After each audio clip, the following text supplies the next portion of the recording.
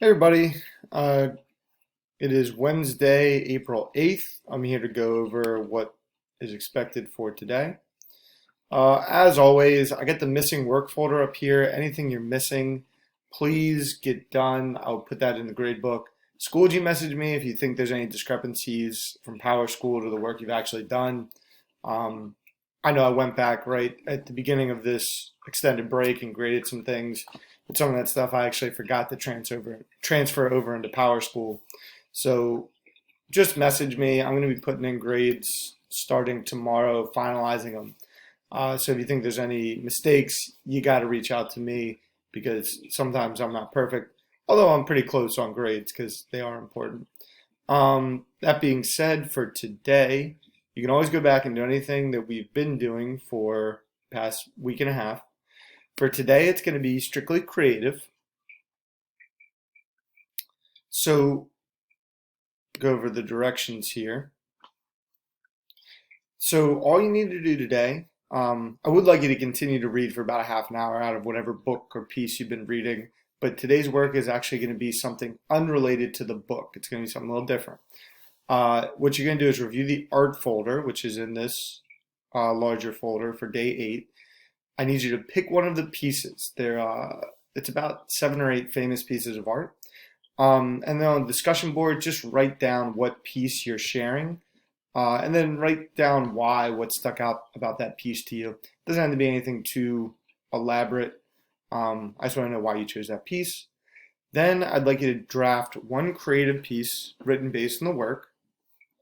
And we're going to go over that in a second. You can find the art in here, and they are just pictures. There's actually the title along with the author. If you want to look up anything about the piece, you're more than welcome to.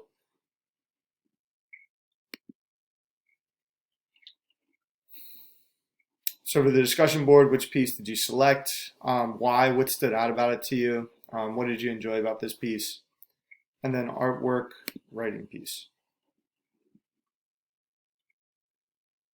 So you could choose to do something creative on your own, but I have two kind of directive pieces for you.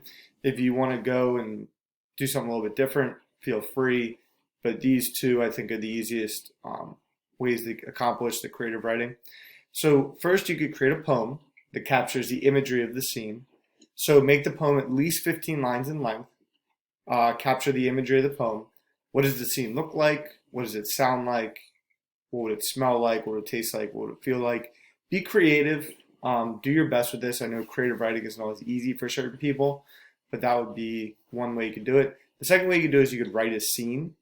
So if you do that, you would pick a point of view, and then in a half page or even a full page, I'd like you to write a story or a scene about this piece of art. So I want you to capture the point of view. Is it first person, third person limited, third person omniscient? I'd like you to present the story that explains why the scene is happening. So capture some of the characters, why they're there, capture a conflict that you might see within the scene, and then capture maybe a resolution if you could kind of point to that. Or you could just pick one of those three things. So maybe you just want to focus and be really detailed about the conflict. Maybe you just want to be really detailed about the characters. Maybe you just want to be really detailed about the setting. But just try to capture something going on in that scene from a particular point of view. And be creative. There's no right answer to this. Capture the imagery of the scene. So what does the scene look like? What would it sound like? What would it smell like? What would it taste like? What would it feel like? Try to capture those. What emotions would surround the scene? Those are all things to consider as you are writing. So ladies and gentlemen, that's what we're going to be doing for day 8. Please send me any questions you have. I have been giving some updates. I'm hoping tomorrow I'm going to be able to give you an update about next week. I'm still waiting for some directives from my bosses about what next week should look like, what it will look like. But what I do know at this point is we're going to get back into Julius Caesar. And Tuesday, because you guys have off Monday.